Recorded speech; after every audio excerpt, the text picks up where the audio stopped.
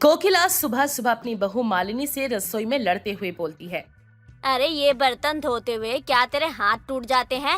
रात के झूठे बर्तन पड़े हुए हैं, लेकिन तूने इन बर्तनों को हाथ भी नहीं लगाया। ऊपर से 10 बर्तन गंदे करके और डाल दिए। दहेज में नौकर लेके आई है बर्तन धोने के लिए। आप तो ऐसे बोल रही हैं जैसे कि सारे बर्तन मैंने ही गंदे किए हैं। आपने तो रात को डिस्पोजल में खाना खाया था। रसोई का सारा काम मैं करती हूँ। अगर आप बर्तन धो भी देंगी तो कौन सा आपके हाथों की जवानी चली जाएगी? शर्म नहीं आती? अपने सास से काम करवाते हुए बस मुंह चमकाना आता है। तुझे रसोई को देख कैसे सड़ा रखा है। देखो माँ जी, सुबह सुबह मुझसे चिक चिक करने की ना आपको कोई जरूरत नहीं है। धोने हैं तो धो, नहीं धोने हैं तो पड़े रहने दो, लेकिन मुझे मत कहो। नाश्ता बन गया है, जाके खा लो। इतना बोलकर मालिनी सभी के लिए टेबल पर नाश्ता लगा देती है। कुछ ही देर में मालिनी का ससुर हरिओम और उसका पति मयंक नाश्ते के लिए आते हैं। दोनों सास बहू का मुंह फुला हुआ देखकर हरिओम बोलता है। अरे क्या हो गया सुबह सुबह? फिर से कोई महायुद्ध हो गया क्या? होना क्या है, इससे एक रसोई नहीं संभाली जाती है। कुछ अपनी मर्जी का बनाने को कह दो, उसमें भी इसका मुंह बन जाता है। मैडम जी को बस वही बनाना है जो 2 मिनट में मैगी जैसा बन जाए। 2 मिनट में बनाऊं चाहे 10 मिनट में बनाऊं, कम से कम बना के तो देती हूँ ना। भूखा तो नहीं रखती ना आप लोगों को। मालिनी तुम चुप हो जाया करो। अरे सुबह सुबह घर को चिड़िया घर बना देती हो तुम। अरे इतनी दिक्कत है ना तो अलग से खाना बना लिया करो अपने लिए। ऐसे ही बातें करते हुए सभी लोग नाश्ता करते हैं। दिन गुजरते हैं, पर अब रसोई को लेकर कोकिला और मालिनी की लड़ाई हर दिन बढ़ती जाती। सुबह हो या शाम दोनों बस रसोई में लड़ते ही रहते। ऐसे ही एक दिन कोकिला रसोई की साफ सफाई कर रही होती है, तभी उसके हाथ लगकर एक कप जमीन पर गिरकर टूट जाता है। तभी वहाँ पर मालिनी आ जाती है और टूटे हुए कप को देखकर बोलती है। हे भगवान, सत्यानाश कर दिया मेरे दहेज में आए कप सेटों का। जानती भी है माँ जी, 1500 का कप का सेट था जो आपने 5 सेकंड में बर्बाद कर दिया। पता नहीं जब काम करना ही नहीं आता तो रसोई में जाती ही क्यों हो आप?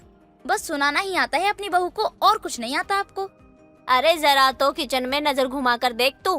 किचन में सारे बर्तन मेरे ही हैं। तेरे दहेज के तो बस 1-2 चीज है। ये डिनर सेट, ये गैस चूल्हा, ये इतने सारे गिलास, चम्मच, कटोरी, प्लेटें और बढ़िया बढ़िया क्रॉकरी मेरी ही है, जिसमें से इतनी तो तूने कूड़ेदान में ही फेंक दी। लेकिन मैंने तो तुझे कुछ नहीं कहा ना। आज एक कप के लिए तू मुझे सुना रही है। सुनाऊं नहीं तो क्या करूं? आपकी पूजा करूं? अरे जब रसोई आपकी है तो बर्तन भी आपके ही होंगे ना, और जो बर्तन मेरा है उसके लिए तो मैं बोलूंगी ही। बहू, तेरा अब ज्यादा ही तेरा मेरा हो रहा है। आने दे आज तेरे ससुर जी को और तेरे पति को। तेरा मेरा तो मैं आज अच्छे से निकलवा दूंगी। शाम को जैसे ही हरिओम और मयंक घर पर आते हैं, तभी कोकिला बोलती है। जी, मुझे आप लोगों से एक जरूरी बात करनी है। अरे अब क्या हुआ? ज्वालामुखी बने क्यों बैठी हो? बात ये है कि मैं अपनी बहू के साथ एक रसोई में काम नहीं कर सकती हूँ। आज से और अभी से हम दोनों इस रसोई का बंटवारा कर रहे हैं। बहू अपना बनाएगी और मैं अपना बनाऊंगी। ये जो अपने दहेज में लाई है सिर्फ उन्हीं का इस्तेमाल करे। मैं मेरे बर्तनों और अपने राशन का एक भी दाना नहीं दूंगी इसको। माँ ये क्या कह रही हो आप? सही कह रही हूँ मैं।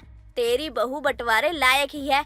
ये एक ही थाली में लगाकर खाने वाली औरत नहीं है। और आप तो बड़ा जोड़ के रखते हो परिवार को। जाइए कर लीजिए रसोई का बंटवारा, कोई फर्क नहीं पड़ता मुझे। कल से मैं बना लूंगी अपना खाना। आज रात की बात है तो मैं अपने और मयंक के लिए बाहर से मंगवा लूंगी। मुझे भी ना कोई शौक नहीं है आपके साथ एक ही रसोई में काम करने का। इतना कहकर कोकिला और मालिनी एक दूसरे से नाक सिकोड़कर मुंह फेर लेते हैं। वहीं हरिओम और मयंक एक दूसरे का मुंह देखते रह जाते हैं।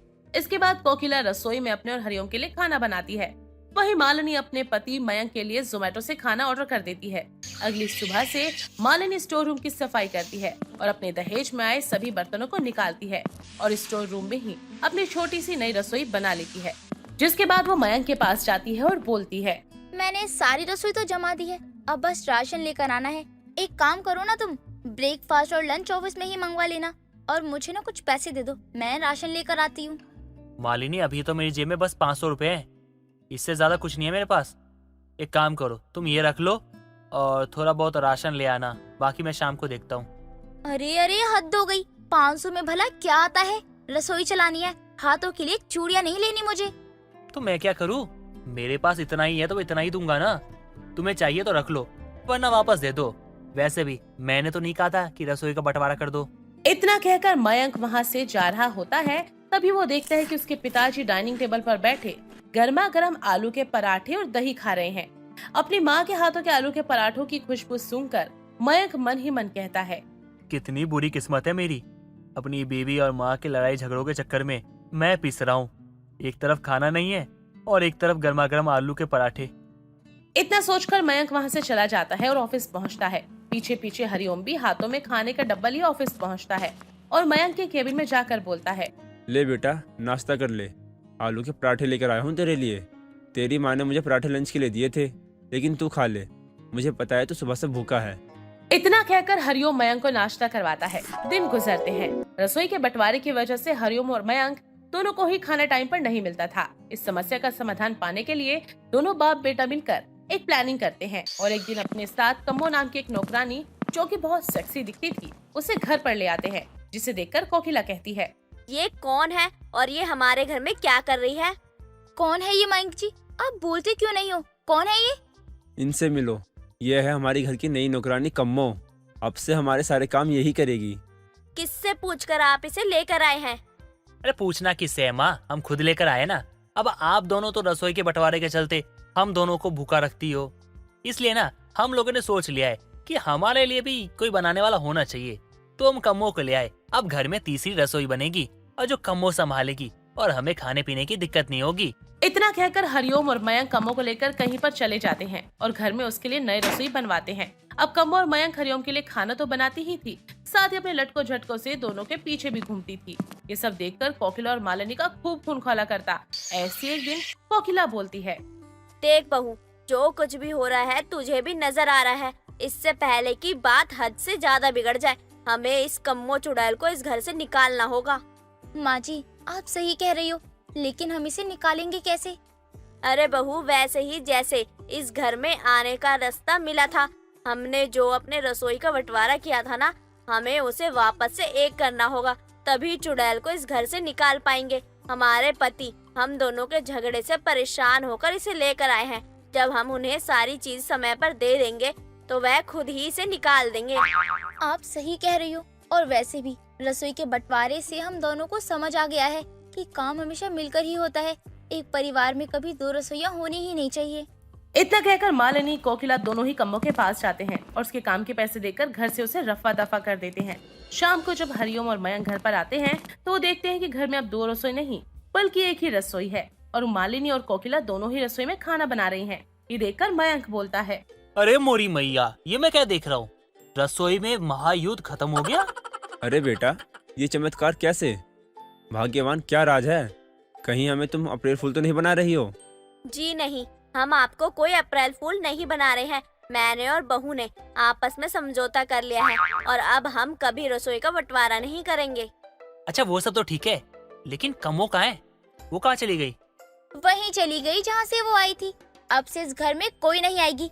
जब हम दोनों हैं तो फिर किसी तीसरे का क्या काम इस घर में? हम दोनों को ये बात समझ आ गई है कि बंटवारा करने से बस रिश्ते खराब होते हैं, हासिल तो कुछ भी नहीं होता। इसलिए अब से हम दोनों एक साथ खुशी खुशी रहेंगे। मयंक और हरिओम मालिनी और कोकिला को देखकर ऐसे खुश हो जाते हैं और दोनों एक दूसरे की तरफ देखकर मुस्कुराते हैं कि आखिरकार उन दोनों का काम कम्मो ने पूरा कर दिया था और उन्हें घर लाने का मकसद अब पूरा भी हो चुका था। और इस तरह बड़े ही प्यार के साथ रसोई का बंटवारा अब फिर से एक सांझी रसोई में तब्दील हो चुका था। सुमन, निधि, निकिता, समीक्षा, जूही पांचों रमा की बहुएं थी, लेकिन पांचों को ही घर का खाना बनाना बिल्कुल भी नहीं आता था और ना ही घर का खाना अच्छा लगता। वो इसीलिए आए दिन बाहर का ही खाना खाती। एक दिन रमा अपनी पांचों बहुओं का घर पर इंतजार कर रही थी। काफी देर बाद जब पांचों आती है तो रमा कहती है, तुम पांचों को मैं कब और कौन सी भाषा से समझाऊं? आज कहाँ थी तुम पांचों? मैं कब से इंतजार कर रही थी। तुम पांचों को जरा भी अक्ल है या नहीं? यहाँ तुम्हारी सास घर पर इंतजार कर रही है और तुम हो कि? माँ जी, लेकिन आप हमारा इंतजार क्यों कर रही थी? हम तो पहले ही बोल कर गए थे ना। बोल कर गए थे, लेकिन ये नहीं सोचा तुम पांचों ने कि तुम पांचों ही बाहर चली जाओगी तो मैं घर पर अकेली क्या करूँगी। मुझे अकेले ही सारा काम करना पड़ा। मैंने अकेले ही सबके लिए खाना भी बनाया है। माँ जी, हमारे लिए खाना बनाने की क्या जरूरत थी?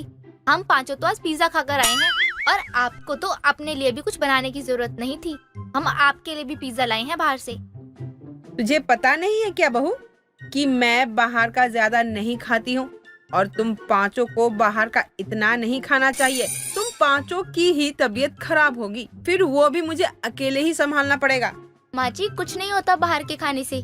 ये बात तो बस वही लोग कहते हैं जिन्हें बाहर का खाने को मिलता नहीं है या फिर बाहर का पसंद ही ना हो, तभी तो बस बुराई ही करते रहते हैं हर वक्त। ये सब छोड़ो माँ जी, आप एक काम करो, पिज्जा खा लो और सोते हैं फिर। मैं तो बहुत थक गई हूँ। अच्छा, और मैंने जो घर पर इतना सारा खाना बनाया है उसका क्या होगा? वो आज भी खराब होगा। और नहीं तो क्या। अरे जब घर में कोई घर का खाना ही नहीं खाता तो होना क्या है, वेस्ट ही होगा ना। देख लो आप क्या हो सकता है। आप सुबह गरम करके खा लेना या फिर कुत्तों को खिला देना। अब यही हो सकता है। माँ जी, बस हमारा पिज्जा वेस्ट मत करना। बस आपके लिए पिज्जा लाने के चक्कर में आज और भी ज्यादा देर हुई है हमें, वरना तो हम कब का समय पर आ चुके होते। इसलिए आप पिज्जा खा लेना।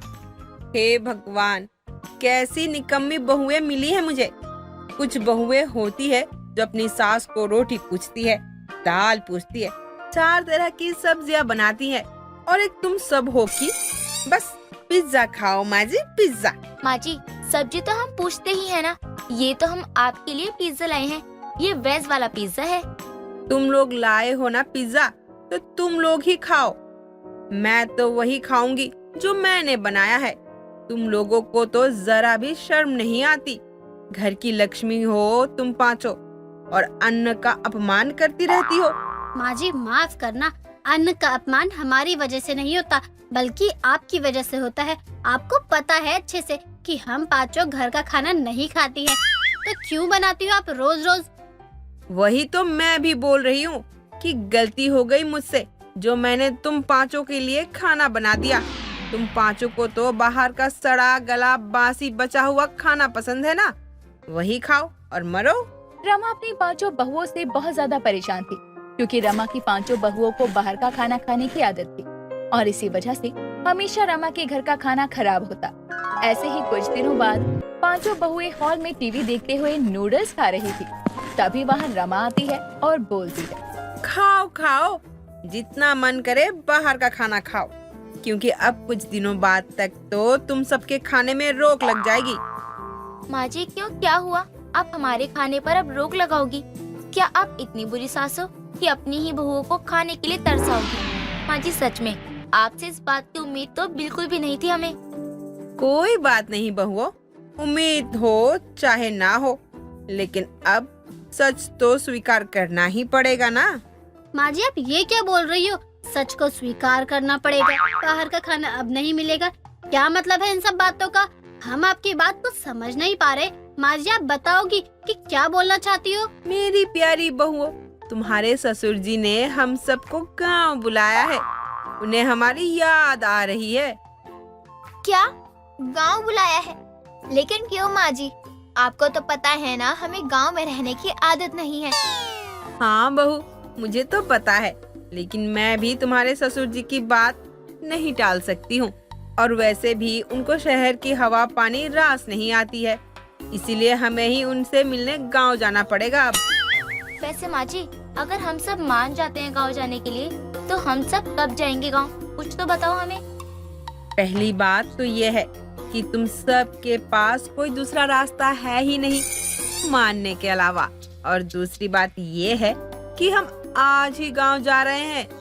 उन्होंने पहले ही हम सबकी टिकट करवा दी थी, इसलिए जाओ बहुओं, बैग बांधो। रमा की बात सुनकर पांचों बहुएं जल्दी से अपना सामान बांधने लगती है। कुछ देर बाद पांचों बहुएं और रमा गांव के लिए निकल जाती। काफी लंबे सफर के बाद सब लोग गांव पहुंचते हैं। पांचों बहुएं अपने ससुर मनोज से मिलती। इतने समय बाद सबको एक साथ देख रहा हूँ। अपने परिवार को साथ देखकर तो खुशी होती ही है। सब लोग आराम से बैठकर बातें करने लगते हैं। ऐसे ही शाम को जब मनोज बाजरे का आटा और सरसों लेकर आता है। आज मैं बाजरा और सरसों लेकर आया हूँ। हाँ, सरसों का साग और बाजरे की रोटी खाऊंगा मैं आज। बताओ, तुम में से सबसे अच्छा साग कौन बनाना जानता है? आप भी ना कैसा मजाक करते हो। इन लोगों को दाल चावल तो बनाना आता ही नहीं है, फिर बाजरे की रोटी और सरसों का साग कैसे बनाएंगे ये लोग। माँ जी, जो चीजें हम खाते हैं वही तो हमें बनाना भी आएगा ना। आप ससुर जी के सामने हमें बार बार नीचे क्यों दिखा रही हो कि हमें कुछ नहीं आता, हम बस बाहर का खाते हैं। तुझे बुरा क्यों लग रहा है बहू? मैंने तो वही कहा ना जो सच है। अब इसमें मुझे तो कोई झूठ नहीं लगता है। माँ जी, हम बोल भी नहीं रहे हैं कि ये झूठ है, हम बस इतना बोल रहे हैं कि एक ही बात को इतना क्यों खींच रही हो। हम बाहर का इसलिए खाते हैं क्योंकि हम बचपन से ही बाहर का खाते आ रहे हैं और हमें घर का खाना कुछ खास नहीं लगता है। लेकिन इसका मतलब ये तो नहीं है ना कि आप हमें इतना सब कहेंगी। वैसे भी माँ जी, आप कुछ अच्छा बनाना जानती भी नहीं हो, ऐसे ही कुछ भी बनाकर रख देती हो और हमसे उम्मीद करती हो कि हम वो खाना खा भी लें, फिर चाहे आपने कैसा भी बनाया हो। तुम लोगों को बुरा लग रहा है, मैं तुम्हारी सास हूँ और तुम सब अपनी हद में रहो। पहले तो खुद बोलने का मौका दिया और अब जब बोला जा रहा है तो बुरा भी लग रहा है। तेवर दिखा रही हो अपनी सास को। माँ जी, आप ना अरे अरे बस भी करो, तुम सब इतनी बहस क्यों कर रही हो? और रही बात खाने की, तो वो मैं बना लूंगा। तुम पांचों को बाहर खाना अच्छा लगता है ना, तो आज तुम्हें सरसों का साग और बाजरे की रोटी मैं खिलाऊंगा, जिसे खाने के बाद तुम बाहर का खाना पक्का भूल जाओगी। इन पांचों को कुछ नहीं भूलना है। कितना भी अच्छा पकवान बनाकर खिला दो, इन्हें तो वही पसंद आना है जिसे कुत्ता भी मुंह ना लगाए। रमा बस करो, वे बहुत शांत है, तो तुम्हें इतना बोलने की क्या जरूरत है? तुम भी शांत हो जाओ। मनोज सबको शांत करवाता है और खुद ही खाना बनाने लगता है। कुछ देर बाद जब सरसों का साग और बाजरे की रोटी बन जाती है, तो मनोज खुद ही अपनी बहुओं के लिए खाना निकालता है और उन्हें खाने को देता है। ये खाओ, मैंने अपने हाथों से बनाया है, खास अपनी 5 बहुओं के लिए। अपने ससुर के कहने पर पांचों बहुएं खाना खाना शुरू कर दी। पांचों को ही खाना बहुत ज्यादा अच्छा लगता है। वाह ससुर जी, सच में ये तो लाजवाब है। ये तो बाहर के खाने से भी कुछ ज्यादा ही अच्छा लग रहा है। हाँ सच में, आज तक हमने बाहर का कितना कुछ खाया है, लेकिन किसी भी चीज में ऐसा स्वाद कभी नहीं मिला। ये बहुत ही ज्यादा अच्छा लग रहा है। ससुर जी, एक रोटी और दे दो मुझे। मुझे भी एक रोटी और दे दो। मुझे सिखा देना ससुर जी, ये कैसे बनाते हैं। अब से मैं भी यही बनाऊंगी और खाऊंगी भी। हाँ निकिता, तुम सीख लो, क्योंकि अब तो मैं भी यही खाने वाली हूँ। क्या बात है, आज तो चमत्कार हो गया। जिन्हें बर्गर पिज्जा के ऊपर कुछ पता ही नहीं था, उन्हें बाजरे की रोटी और सरसों का साग अच्छा लग गया। मैंने कहा था ना बहुओं कि तुम सबको ये पसंद आएगा। मनोज और रमा काफी ज्यादा खुश हो जाते हैं क्योंकि पांचों बहुओं ने पहली बार बाजरे की रोटी और सरसों का साग खाया था और उन्हें ये बहुत पसंद आया था। रीतू को शुरू से ही तीखा खाने का बहुत ज्यादा शौक था और वो बहुत ज्यादा तीखा खाया करती थी। शादी के बाद भी वो खाना बहुत ही ज्यादा तीखा बनाया करती थी। एक दिन जब रीतू ने बहुत ही तीखा खाना बनाया होता है, जिसे खाने के बाद तो रीतू की सास तुलसी के कान से धुआं निकल जाता है। बहू, तूने खाने में मिर्ची डाली है या मिर्च में खाना बनाया है? अरे इतना तीखा कौन खाता है? तुझे क्या अपनी सास ससुर से प्यार नहीं है जो तू इतनी मिर्च वाला खाना बना रही है घर में? माँ जी, मैं जब से शादी करके यहाँ आई हूँ तब से तो मैं मिर्च वाला खाना बनाती ही आ रही हूँ। बहू, हमें तो लगा तू धीरे धीरे सादा खाना भी बनाने लग जाएगी, लेकिन तूने तो सचमुच हद ही कर दी। माँ जी, क्या हद कर दी मैंने? आपको तीखा खाना पसंद नहीं आया तो मैंने हद कर दी है। बहू, मिर्च मसाला चल जाता है, लेकिन सच में बहुत ज्यादा ही तीखा बनाया है तूने खाना। हम लोग तो जरा सा भी तीखा खाना नहीं खाते, बस तेरी वजह से अब तक खा रहे हैं, लेकिन बस अब और नहीं। माँ जी, लेकिन मुझे तो तीखा ही पसंद है ना। बहू, मैं तुझे तीखा खाने से मना नहीं कर रही हूँ, लेकिन बस अब हमें माफ कर दे। तुझे नहीं पता, लेकिन अब तक हम लोग कैसे तेरा बनाया हुआ तीखा खाना खा रहे थे। माँ जी, आप कहना क्या चाहती हो कि मैं अब से कुछ तीखा नहीं बनाऊंगी? हाँ बहू, मैं यही कहना चाहती हूँ कि तुझे खाना है तो तू खा, लेकिन हमारे लिए मिर्चियों वाला तीखा खाना मत बना, वरना मेरे बचे कुछ जो दिन बचे हैं ना, वो भी नहीं रहेंगे और मैं चल बसूंगी। ठीक है माँ जी, जैसा आप कहो। रीतू अब खाने के साथ तीखी मिर्चियाँ खाने लगती है और वो रीतू को तीखे खाने से भी बहुत ज्यादा पसंद आने लगता था। कुछ दिनों बाद रितु और तुलसी दोनों पड़ोसन रमा के घर जाते हैं, रमा की दावत में। अरे तुलसी, तू इतनी लेट क्यों आई है? तूने तो आने में देर ही कर दी। मुझे लगा अब तू आएगी ही नहीं। खैर अच्छा हुआ तू आ गई। पता है अभी तेरी ही बात हो रही थी। चल अब रमा झूठ भी मत बोल, तू कहाँ मेरी बात समझने लग गई। एक तो तू पहले ही लेट आई है और अब मुझसे बातें करने लग गई। अरे चल, अब दावत भी शुरू हो चुकी है। चल मैं तुझे प्लेट देती हूँ। रमा आंटी, आपने तीखी मिर्च तो रखी है ना? तीखी मिर्ची? वो क्यों बहू? क्यों क्या? मुझे तीखा खाना पसंद है ना। अब आपने मेरे लिए तो बस तीखा खाना बनाया ही नहीं होगा, तो मैं पूछ रही हूँ कि मिर्च है ना तीखी वाली? बहू, तू किसी के घर में दावत में आई है और यहाँ जो है वो खा लेना, अपनी मर्जी का नहीं मिलने वाला। क्यों माँ जी, दावत रखी है तो सबकी पसंद का ध्यान भी तो रखना चाहिए ना। आंटी, मैं क्या कुछ गलत बोल रही हूँ? अब आप ही बताओ। मुझे तीखी मिर्च पसंद है तो पसंद है, इसमें बुराई ही क्या है? अरे कुछ गलत नहीं बोल रही है बहू। और हाँ, मेरे घर में मिर्ची तो तू खा लियो, जितनी भी खानी हो। खुश अब? अच्छा अब ठीक है, चले अब दावत के लिए। अरे हाँ हाँ चलो अब। रमा तुलसी और रितु को लेकर जहाँ खाना खाया जा रहा था वहाँ चली जाती है। रितु खाने के साथ साथ तीखी मिर्चियाँ भी खाने लगती है। वहाँ आए लोग सब रितु को ही देख रहे थे कि आखिर वो इतनी तीखी मिर्ची कैसे खा रही थी। कुछ देर बाद एक अमन नाम का लड़का रितु को मिर्चियाँ खाते हुए देखता है तो वो उसके पास जाता है। मैडम जी, इतनी मिर्चियाँ क्यों खा रही हो? रोना चाहते हो या आंसू छुपाना चाहते हो? अरे ओ, इंसान क्या अपनी मर्जी से कुछ खा नहीं सकता? मुझे मिर्च पसंद है तो खा ही रही हूँ मैं। लेकिन आपको क्या तीखा खाने की जरूरत है? आप तो वैसे ही बवाल मचा रही हो।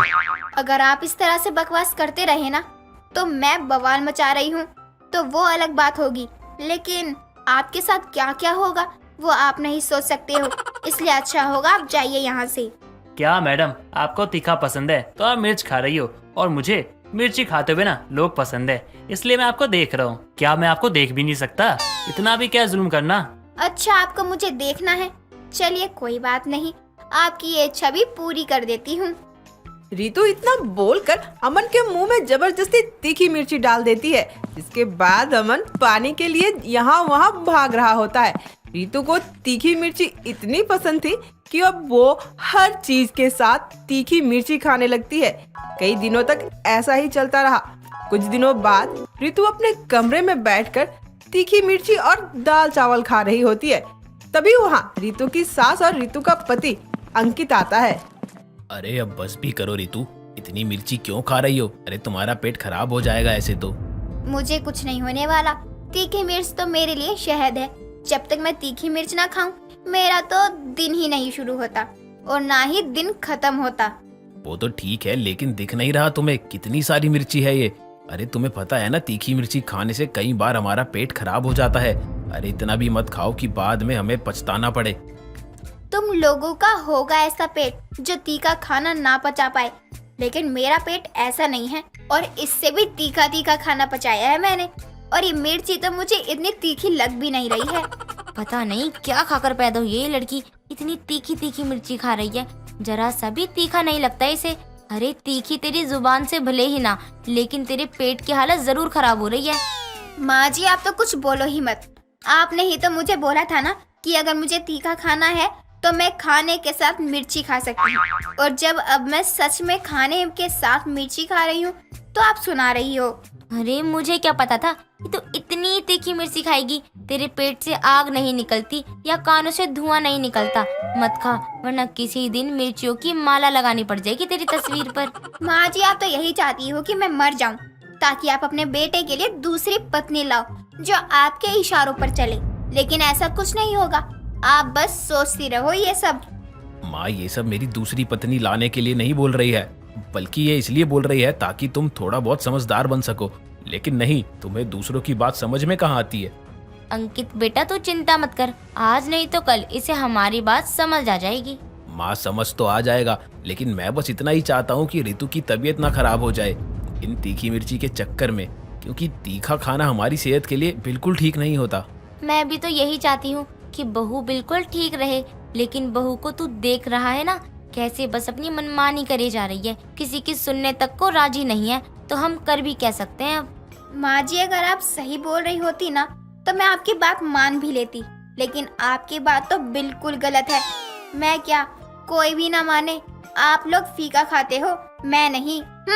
रितु की इन सब हरकतों से उसकी सास और पति दोनों ही बहुत तंग आ चुके थे। रितु किसी की बात सुनने तक को राजी नहीं थी, बस अपनी ही मनमानी किया करती और रोज तीखी मिर्ची ही खाया करती थी। ऐसे ही कई दिन निकल जाते हैं, लेकिन अब भी रितु की इस आदत में कोई भी सुधार नहीं आता है। कुछ दिनों बाद रितु के पेट में अचानक से बहुत ज्यादा दर्द होने लगता है, जो कि रितु से बिल्कुल भी बर्दाश्त नहीं होता। ये देखकर तुलसी और अंकित दोनों रितु को जल्दी से हॉस्पिटल लेकर जाते हैं और डॉक्टर रितु का इलाज करता है और रितु का चेकअप करने के बाद डॉक्टर सबको बताते हैं। माता जी, आपकी बहू को बवासीर हो गया है। आपकी बहू तीखा खाने की बहुत ज्यादा शौकीन है क्या? डॉक्टर साहब, आप गलत बोल रहे हो। तीखा नहीं बल्कि तीखी मिर्ची खाने की बहुत शौकीन है मेरी बहू। तो बस फिर इसमें हैरानी की क्या बात है? अब खाने पर काबू नहीं करोगे तो कोई दिक्कत तो होगी ही ना। डॉक्टर साहब, अब मैं तीखी मिर्ची तो खा सकती हूँ ना? आप अब तीखा और ये मसाला वाला खाना भूल जाओ। बस खुशबू से ही मन भरना होगा। अब सादा खाना ही आपके जीवन को बचा सकता है। डॉक्टर की बात सुनने के बाद रितु को मजबूरन मिर्ची खाने पर काबू करना पड़ता है। घर में कोई नहीं होता और राजमा की खुशबू से रज्जो अपनी पड़ोसन के घर खिंची हुई चली जाती है। क्या बात है, लगता है कुछ अच्छा बना रखा है शांति ने। अरे ये तो राजमा है और इस घर में कोई नहीं है। किसी को पता भी नहीं चलेगा कि राजमा कहाँ गया। इस कहानी की शुरुआत होती है शांति से, जो सुबह सुबह खाना बना रही होती है। वहीं उसका बेटा राजू सोया हुआ होता है। अरे उठ भी जा, आज काम पर नहीं जाना क्या तुझे? हाँ माँ, बस उठ ही रहा हूँ। खाना बना दिया है मैंने, खा लियो। मैं जरा जमींदार जी के पास जा रही हूँ, उनसे अनाज लाना है। ठीक है माँ, आप जाओ ना, मैं खा लूँगा और खेत भी चला जाऊँगा। इतना कहकर शांति घर से निकल जाती है। इधर राजू उठकर नहाने चला जाता है और तभी शांति के घर उसकी पड़ोसन रज्जो का आना होता है। अरे शांति, शांति, लगता है कोई नहीं है घर पर, लेकिन घर तो खुला हुआ है और ये खुशबू तो बड़ी अच्छी आ रही है। आखिर ऐसा क्या बनाया है शांति ने? क्या बात है, शांति ने राजमा बनाया है। घर में कोई भी नहीं है। चलो आज तो यही चलेगा मेरे घर, क्योंकि अब तक मेरे घर में खाना ही नहीं बना है। रज्जो सारा राजमा एक पतीले में डालकर ले जाती है। घर में शांति तो थी नहीं और राजू नहाने गया था और रज्जो को राजमा की खुशबू इतनी अच्छी लगती है जिसके बाद वो खुद को रोक नहीं पाती। अब कुछ देर बाद राजू नहा कर निकलता है। अब जल्दी से खाना खा लेता हूँ, वरना खेत जाने में देर हो जाएगी। मुझे लगता है शायद माँ भी नींद में थी, खाने के लिए कह के चली गई, जबकि खाना बनाया ही नहीं। अब क्या करूँ, भूखे ही जाना पड़ेगा। ठीक है, चला जाता हूँ ऐसे ही। तभी राजू अब घर से भूखे ही खेत के लिए निकल पड़ता है। तभी रास्ते में राजू की माँ शांति उसे मिलती है। राजू, खाना तो खा लिया है ना, भूखे तो नहीं आया है? ये माँ ऐसे क्यों कह रही है, जबकि खाना तो घर में था ही नहीं। लगता है मुझे देखने में गलती हो गई, लेकिन मुझसे गलती कैसे हो सकती है, जबकि मैंने तो पूरे रसोई में खाना सही से ढूंढा था। तो कुछ बोलता क्यों नहीं है, क्या बात है? हाँ माँ, खा लिया खाना। खेत के लिए देर हो रही है, चलता हूँ मैं। इतना कहकर राजू खेत की तरफ चल पड़ता है और शांति घर आती है और घर का काम करने के बाद में जब खाना खाने बैठती है तो देखती है कि खाना रसोई में है ही नहीं। अरे ये क्या, नहीं राजमा है नहीं रोटी है, बल्कि मैंने तो दोपहर का खाना बना दिया था ताकि राजू जल्दी आए तो खाकर फिर काम पर चला जाए।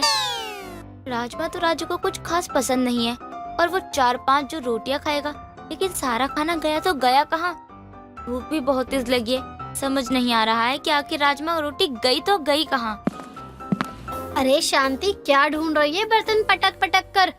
मुझे मेरे घर तक आवाज आ रही है, तो मैंने कहा चलो देखूं जरा शांति के घर में बर्तन पटकने की क्यों आवाज आ रही है। अरे क्या बताऊं रज्जू, मैंने सुबह राजमा रोटी बनाई थी। राजू को उठकर कहा मैं जमींदार जी के घर जा रही हूँ, तो उठकर नहा कर खा ले और खेत के लिए निकल जा। मुझे क्या पता था उसे इतनी भूख लगी थी कि 4 लोगों का खाना अकेले खा गया। या किसी को दे आया, भगवान ही जाने। चलो अच्छा है, शांति को लग रहा है कि उसके बेटे ने ये सब किया, लेकिन सच कहूँ तो राजमा रोटी बनी बहुत टेस्टी थी। आज आने दे, उसकी खैर नहीं। मुझे पता है वो इतना खाना नहीं खा सकता है, लेकिन जरूर वो किसी को देकर आया है ये सारा खाना। ये तो मैं भी कहूँगी बहुत ही ज्यादा गलत है, उसे ऐसा नहीं करना चाहिए था। अच्छा ये सब छोड़, और तू बता तूने क्या बनाया आज खाने में? कुछ अच्छा बनाया हो तो 2 रोटी पर थोड़ी सी सब्जी ले आ। अरे नहीं नहीं शांति, आज तो मैंने खुद ही कुछ नहीं बनाया, मैं भी तुझसे मांगने का सोच रही थी। चल ठीक है, मुझे दोबारा कुछ और बनाना पड़ेगा। अब शांति खिचड़ी बनाकर खुद खाती है और राजू के लिए भी रख देती है।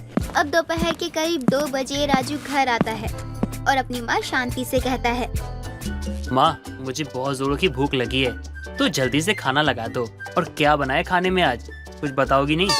क्यों? सुबह सारा राजमा रोटी खाकर तेरा पेट नहीं भरा और अब भी तुझे ज्यादा भूख लग रही है तो खिचड़ी बनाई है, खा ले जाकर। माँ ये आप मुझसे कैसे बात कर रही हो, और कौन से राजमा रोटी की बात कर रही हो आप? मुझे तो कुछ पता ही नहीं है ये क्या बनाया था क्या नहीं।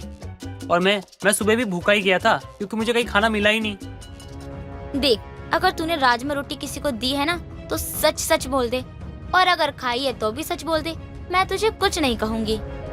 माँ मैं आपके सर पे हाथ रख के कसम खाता हूँ, मैंने सुबह का खाना खाना तो दूर की बात है, देखा तक नहीं। अगर फिर भी आपको लगता है कि आपका बेटा इतना भुक्कर है तो ठीक है माँ, मुझे आज खाना ही मत दो।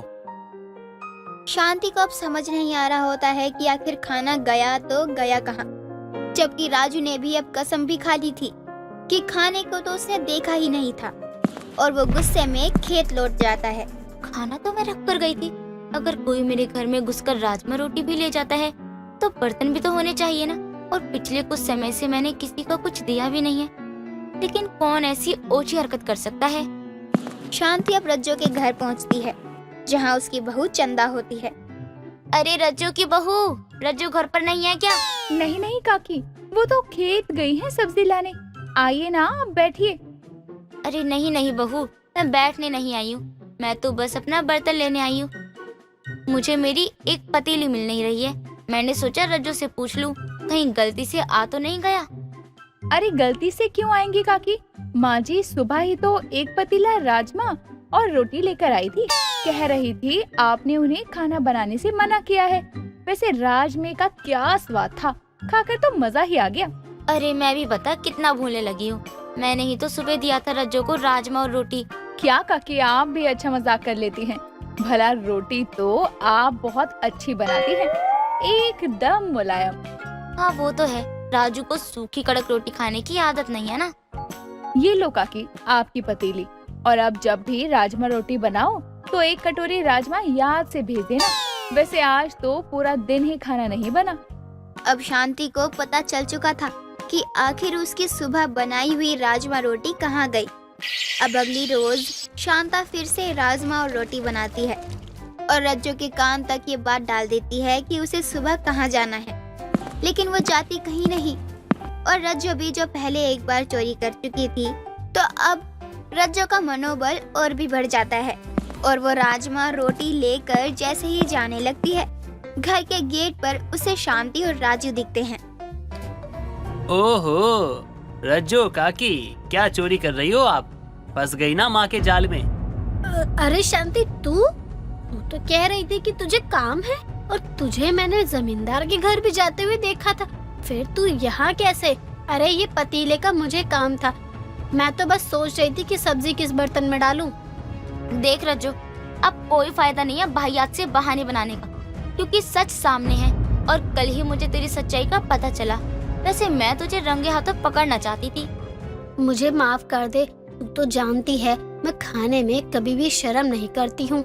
अगर तुझे इतना ही मन कर रहा था खाने का तो तू मुझे बोल देती, तुझे अपने हाथों से राजमा रोटी देती। लेकिन नहीं रज्जो, तूने मेरे घर से राजमा रोटी चोरी की। अब हमारे बीच कोई रिश्ता नहीं रहा रज्जो। ये ले तू अपनी राजमा, ये रोटी भी खा ले, लेकिन मुझसे बातचीत करना बंद मत कर शांति।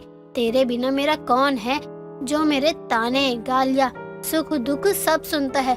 मैं तुझसे माफी मांग रही हूँ।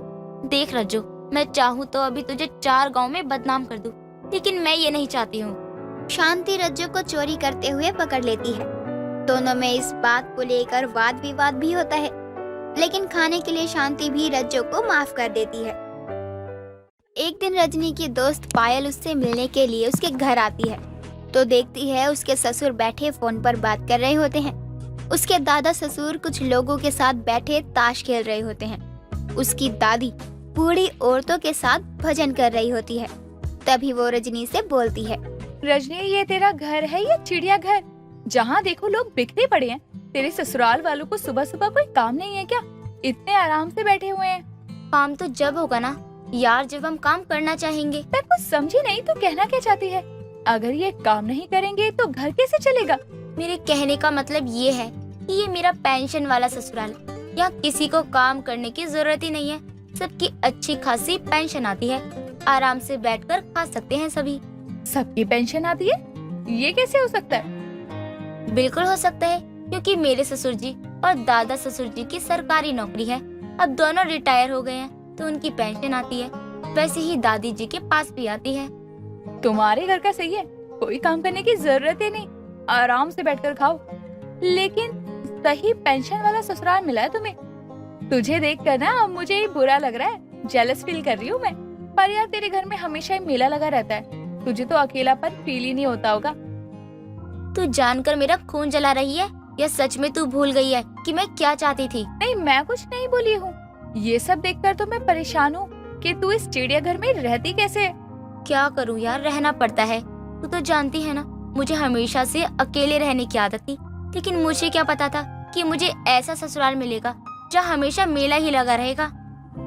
रजनी और पायल आपस में बात कर ही रही होती हैं। उनकी सारी बातें रजनी की सास माला सुन लेती है, जिसे सुनकर उसे बहुत गुस्सा आता है और वो उनके पास आती है। बहू, ऐसे अपने परिवार की बुराई दूसरों के सामने करना शोभा देता है क्या? अब घर में लोग हैं तो क्या उन्हें घर के बाहर फेंक देंगे? तुझे पता है ना कि हमारा परिवार अभी भी एक साथ है और एक साथ रहने में हमेशा प्यार बना रहता है। माँ जी, मैं बुराई नहीं कर रही थी, मैं तो बस अपना हाल बता रही थी। मेरी दोस्त भी जानती है कि मुझे हमेशा से अकेले रहने की आदत है। लेकिन मुझे ससुराल ऐसा मिला जहाँ हमेशा मेला रहता है, लोग पेंशन पर जिंदा है, कहीं कोई काम करने की कोई जरूरत ही नहीं है। बस बहू, आज तो बोल दिया। आज के बाद दोबारा ये कभी मत बोलना, वरना मुझसे बुरा कोई नहीं होगा। माला रजनी को सुनाकर चली जाती है। तभी पायल रजनी से बोलती है, तेरी सास तो बड़ी गुस्से वाली है, तेरी इसके साथ कटती कैसे? क्या करूँ यार, काटना तो पड़ेगा ही ना। इसीलिए कहते हैं पहले से कुछ नहीं बोलना चाहिए। तू शांत और अकेला रहना चाहती थी, लेकिन तेरा ससुराल तुझे ऐसा मिला है जहाँ शांति का नामो निशान नहीं है। मैं तो तुझे बस ये बताने आई थी कि हमने नया घर लिया है, अगर इस मेले से निकल पाए तो आ जाना। पायल इतना कहकर वहाँ से चली जाती है। रजनी भी अपने कामों में लग जाती है। शाम के समय वो अपने कमरे में आकर आराम कर रही होती है। तभी उसका पति अजय वहाँ आता है और बैग उठाकर बिस्तर पर फेंक देता है। ऐसे घूर घूर के क्यों देख रही हो? अरे बाहर से काम करके आया हूँ, थक गया हूँ, इसलिए फेंक दिया। तुम उठा के रख देना बाद में। वैसे भी पूरे दिन आराम करने के अलावा क्या ही काम रहता है तुम्हारे पास? अच्छा, मैं पूरे दिन घर में आराम करती हूँ, काम नहीं करती हूँ? अरे घर का काम ही कितना होता है। 4 बर्तन होते हैं, उनको धोना होता है, लोगों को खाना देना होता है, साफ सफाई करनी होती है, बस। इससे ज्यादा क्या करती हो तुम? अगर एक दिन ये सारा काम तुम्हारे सर पर मार दूं ना, तो अगले दिन से उठोगे ही नहीं तुम। रहने दो। तुम एक काम करो, अपना काम छोड़ो और एक दिन हमारी तरफ बाहर जाके काम करो। उसके बाद तुम्हारा जो होश है ना, ठिकाने आ जाएंगे। अच्छा चलो, एक काम करते हैं, काम की अदला बदली कर लेते हैं। मैं बाहर जाकर काम कर लेती हूँ, अब घर का काम देख लो। मैं ये लड़कियों वाला काम नहीं करता, ठीक है? और रही बात बाहर का काम करने की, तो अब मुझे भी करने की क्या जरूरत है? मैं कुछ समझी नहीं, आपको काम करने की जरूरत क्यों नहीं है? यार घर में इतने लोग ही पेंशन आती है, बिना काम करे घर चलता तो है, तो काम करने की क्या जरूरत? घर तो चल ही रहा है ना, सब घर में बैठ के आराम करते हैं और मैं बाहर जाके काम करता हूँ। लेकिन अब मुझे भी नहीं करना है, मैं भी सबकी तरह घर पे बैठ के आराम करना चाहता हूँ। और बात रही खर्चों की, तो पेंशन जिंदाबाद। लेकिन मुझे तो बाहर नौकरी करनी है, क्योंकि मेरा ना इस घर में दम घुट रहा है। तुम्हें जो करना है करो, मैं तो अब कोई काम नहीं करने वाला, आराम करूंगा बस। अजय इतना कहकर हाथों में टॉवल लेकर बाथरूम में चला जाता है।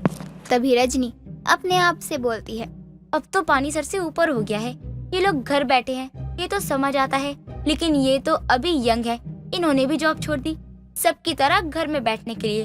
अब इन लोगों को तो सबक सिखाने के लिए कुछ करना ही पड़ेगा, तभी शायद इन्हें समझ में आए कि काम करना कितना जरूरी है। रजनी अगले दिन अपनी सहेली के गृह प्रवेश की पार्टी में जाती है, जहां उसकी मुलाकात उसके पिता के दोस्त हरीश नाम के व्यक्ति से होती है, जो कि दफ्तर में काम करते थे, जहां से उसके ससुराल वालों को पेंशन मिलती थी। तभी उसके दिमाग में एक ख्याल आता है और वो उनसे बोलती है, नमस्ते अंकल, कैसे हो आप? मैं तो ठीक हूँ बेटा, तू बता तू कैसी है और तेरा ससुराल वो कैसा है? बस कट रही है अंकल, और क्या ही बोलूं। क्यों बेटा, तू ऐसा क्यों कह रही है? तेरे ससुराल में सब ठीक तो है ना? अंकल जी, ससुराल में तो सब ठीक है, बस ससुराल वाले ही ठीक नहीं है। बहुत आलसी हैं, हमेशा घर में पड़े रहते हैं। उन्हें देखकर अजय जी ने भी काम करना बंद कर दिया है, वो भी घर में खाली पड़े रहते हैं। लेकिन ऐसा कैसे हो सकता है? वो लड़का तो मेहनती है, ये देखकर ही तो हमने तेरी शादी उससे करवाई। अंकल जी, वो मेहनती हैं, लेकिन सबको फ्री में मिल रही है ना पेंशन को देखकर वो आलसी हो गए हैं। वो कहते हैं घर चलाने के लिए पेंशन आ रही है तो कमाने की क्या ही जरूरत है। ये तो बहुत गलत सोच है।